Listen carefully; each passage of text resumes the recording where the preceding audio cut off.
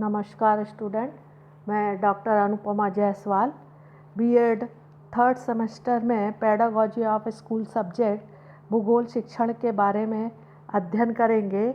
भूगोल का अर्थ। भूगोल हिंदी भाषा के दो शब्दों भू एवं गोल से बना है, जिसमें भू का अर्थ होता है पृथ्वी एवं गोल। पृथ्वी एवं गोल का अभिप्राय है गोला अर्थात पृथ्वी का गोला। इसका अभिप्राय यह हुआ कि भूगोल में पृथ्वी के गोले का अध्ययन किया जाता है। यदि भूगोल के अंग्रेजी शब्द ज्योग्राफी पर विचार करें तो पता चलता है कि यह शब्द यूनानी भाषा के दो पदों ज्यो एवं ग्राफोस से मिलकर बना है, जिसमें ज्यो का अर्थ है पृथ्वी तथा ग्राफोस का अर्थ है वर्णन करना। इस प्रकार ज्योग्राफी का अर्थ है पृथ्वी का वर्णन। इसका अभिप्राय यह हुआ कि भूगोल वह विषय है जिसमें पृथ्वी का वर्णन किया गया है। अंग्रेजी शब्द ज्योग्राफी को ही जियोग्राफी नामक दो भागों में बांटा जा सकता है, जिसमें जियो पृथ्वी एवं ग्राफी वर्णन है, जिसका अर्थ निकलता है पृथ्वी का वर्णन। इसका तात्पर्य यह है कि वह विषय जो पृथ्वी का वर्णन करे वह भूगोल है। अब हम अध्ययन करेंगे भूगोल की परिभाषा। कॉल रिटर के शब्दों में भूगोल भौतिक विज्ञानों एवं मानवीय अध्ययन के मध्य एक सेतु का कार्य करता है। जेम्स फेयर ग्रीन कहते हैं, भूगोल वह विज्ञान है जो पृथ्वी और मानव के संबंध की विवेचना करता है। कांट के कथन में परिभाषा है कि भूगोल वह विज्ञान है जिसमें पृथ्वी के उस भाग का अध्ययन किया जाता है जो मानव का घर है। अब हम देखेंगे भूगोल की प्रकृति। भूगोल एक ऐसा विषय है जिसमें जहाँ एक तरफ विज्ञान के विषयों से संबंध विषय वस्तु का समावेश है, वहीं दूसरी तरफ मानविकी विषयों के विषय सामग्री भी समाहित है। विश्व के मुख्य भूगोलवेत्ता टेलर महोदय ने भूगोल का संबंध विज्ञान तथा मानविकी से बताते हुए भूगोल की विविध शाखाओं के बारे में बताया है। टेलर महोदय ने विज्ञान विषय के आधार पर भूगोल को निम्न शाखाओं पर वर्णन किया है। पहला है जीव शास्त्र के आधार पर वनस्पति शास्त्र, दूसरा भूगर्भ शास्त्र के आधार पर भूरचना शास्त्र, तीसरा है खगोल शास्त्र के आधार पर मानचित्र विज्ञान। इसी प्रकार कला विषय के आधार पर भूगोल को निम्न शाखाओं पर प्रकाश डाला है। पहला इतिहास के आधार पर राजनीतिक भूगोल, दूसरा समाजशास्त्र के आधार पर सामाजिक भूगोल और मानव शरीर रचना शास्त्र के आधार पर मानव भूगोल। अर्थशास्त्र के आधार पर आर्थिक भूगोल। टेलर महोदय के उक्त वर्गीकरण के आधार पर यही निष्कर्ष निकलता है कि इन्होंने भूगोल को विज्ञान तथा कला दोनों ही विषय से संबंधित माना है। अगर हम भूगोल की कार्यप्रणाली की विज्ञान की कार्यप्रणाली से तुलना कर पाते तो भूगोल की कार्यप्रणाली में सामान्यतः विज्ञान की कार्यप्रणाली के ही समान है।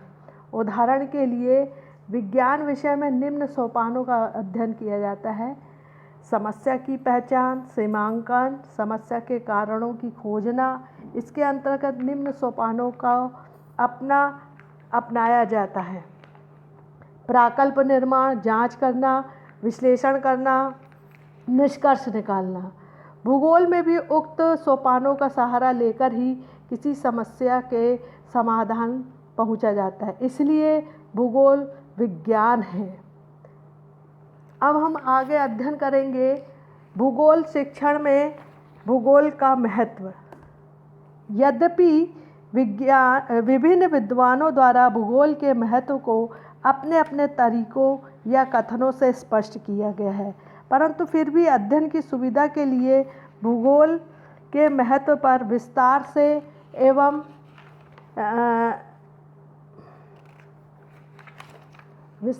एवं क्रमबद्ध तरीके से विचार करना तर्कसंगत प्रतीत होता है। अतः यहाँ पर हम बिंदुवार भूगोल के महत्व के विचारों में अध्ययन करेंगे। पहला है जीविकोपार्जन में सहायता, help to earn the livelihood. भूगोल विषय के अध्ययन से केवल सैद्धांतिक ज्ञान ही प्राप्त नहीं होता है, बल्कि यह व्यवहारिक ज्ञान भी देता है। उदाहरण के लिए यदि कोई व्यक्ति किसान है तो भूगोल उसे बताता है कि किस स्थान पर कौन सी फसल सरलता से उत्पन्न हो सकती है तथा अधिक फसल प्राप्ति के लिए कौन कौन से उपाय करना आवश्यक है। यही नहीं, भूगोल से उसे यह भी ज्ञान प्राप्त हो सकेगा कि वह अपनी फसल की बिक्री किस प्रकार से करके फसल अधिक प्राप्त कर सकता है। दूसरा है प्राकृतिक संसाधनों का उचित उपयोग, proper utilisation of natural resource. भूगोल नागरिकों को यह ज्ञान देता है कि देश में पाए जाने वाले प्राकृतिक संसाधनों का सदुपयोग कैसे किया जाए तथा वे संसाधन देश में कितनी मात्रा में संचित हैं एवं बुद्धिमत्तापूर्ण उपयोग से वे कब तक उपयोग में लाए जा सकते हैं। अतः यदि लंबे समय तक प्राकृतिक संसाधनों का उपयोग करना है तो उनकी उचित यथावश्यक उपयोग के साथ साथ संरक्षण की दिशा में भी सचेत होना आवश्यक है। उदाहरण के लिए कोयला, पेट्रोलियम जैसे शक्ति के साधनों को देखें तो स्पष्ट है कि एक सीमा तक भी इनका दोहन संभव है। अतः उस सीमा के बाद क्या होगा?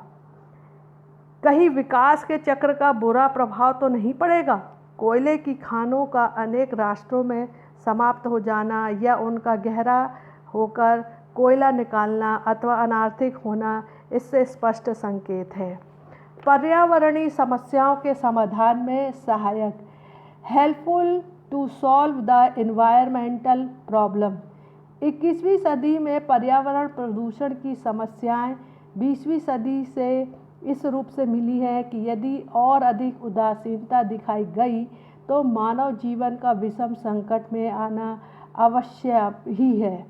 इस समस्या पर भूगोल के विस्तार में विचार कर उसके दोनों पक्षों को देखते हुए समस्या समाधान के उपाय भी सुलझाने का कारगर प्रयास किया गया है। अतः भूगोल का ज्ञान पर्यावरण प्रदूषण की समस्याओं यथा वनस्पति का विनाश, भूमि की उर्वरता का हाल, विकिरण की समस्या, विश्व में बढ़ता तापमान, कीटाणुनाशक दवाइयों का बढ़ता प्रयोग, जीव जंतु की लुप्त होती प्रजातियां, ग्रीन हाउस प्रभाव आदि के समाधान में अत्यधिक सहायक हो सकता है। फोर्थ है पृथ्वी की जानकारी में सहायक, help to knows the earth. भूगोल नाम से ही विदित होता है कि इसमें पृथ्वी के गोले का अध्ययन किया जाता है। कहाँ पर पर्वत है तो कहाँ पर पठार या मैदान अथवा कहाँ पर हरे भरे प्रदेश हैं, किस स्थान पर मरुस्थलों का विस्तार है। इन जिज्ञासाओं की तृप्ति भूगोल के द्वारा ही आसानी से करना संभव है। भूगोल में नगरों आदि का अध्ययन कर ऐसा प्रतीत होता है कि मानो उन्हें वहाँ जाकर देखा है। नेक्स्ट है विश्व बंधुत्व की भावना का विकास, डेवलपमेंट ऑफ इंटरनेशनल ब्रदरहुड। भूगोल के ज्ञान से व्यक्ति के दृष्टिकोण की संकीर्णता दूर होती है। यही विश्व बंधुत्व की दिशा में महत्वपूर्ण कदम है, जिसमें विकास होते होते आपसी वैमनस्यता एवं तनाव कम हो चला जाता है एवं विश्व बंधुत्व की भावना का विकास होता है। प्रसिद्ध विद्वान गार्नेट ने इस संबंध में कहा है कि राष्ट्रीय तथा अंतर्राष्ट्रीय एकता और मित्रता की जितनी आवश्यकता आज के युग में है उतनी पहले कभी नहीं थी। इसलिए संसार की वास्तविक एवं पूर्ण जानकारी आवश्यक है। नेक्स्ट है क्रियाशीलता की भावना का विकास, टू डेवलप एक्टिवेट फीलिंग। भूगोल में छात्र क्रियाशील रहकर अधिक सीखता है। वह स्वयं ही निरीक्षण करता है, विभिन्न प्रकार के चार्ट, मॉडल्स आदि का निर्माण करता है, स्वयं ही सर्वेक्षण कार्य एवं प्रयोगात्मक कार्य करता है, जिससे जहाँ वह एक और भूगोल संबंधी ज्ञान प्राप्त करता है, वहीं दूसरी ओर श्रम करना भी उसकी आदत में सम्मिलित हो जाता है। अतः वह श्रम करने से मुंह नहीं छुपाता और उसमें क्रियाशीलता की भावना का विकास होता है। नेक्स्ट है तात्कालीन घटनाओं की समझने में सहायक, helpful to understand some inside it. यदि विश्व के किसी भाग में कोई परिवर्तन होता है अथवा कोई घटना घटती है तो भूगोल के ज्ञान से उस स्थान की स्थिति को समझने एवं घटना के कारणों को जानने में बड़ी सहायता मिलती है। भूगोल को जानने वाला उस स्थान से अपेक्षाकृत शीघ्र अपना तादात्म्य स्थापित कर लेता है। उदाहरण के लिए 26 जनवरी 2001 को गुजरात राज्य के कच्छ एवं भुज क्षेत्रों में भूकंप आने एवं विनाश का समाचार मिला, जिससे भूगोल जानने वालों को तुरंत स्पष्ट हो गया कि वह क्षेत्र कहाँ है और उस क्षेत्र में कौन कौन से नगर आदि आते हैं। उन क्षेत्रों में भी वे स्थान कौन कौन से हैं जहाँ पर जान एवं माल की हानि अधिक हुई है। अर्थात वह शीघ्र उन स्थानों से भावनात्मक रूप से जुड़ गए। वह उस स्थान के बारे में दूसरे व्यक्तियों को विभिन्न प्रकार की सूचना देने में समर्थ हो गए। नेक्स्ट आता है हमारा छात्र की मानसिक शक्तियों का विकास, development mental efficiency of the student.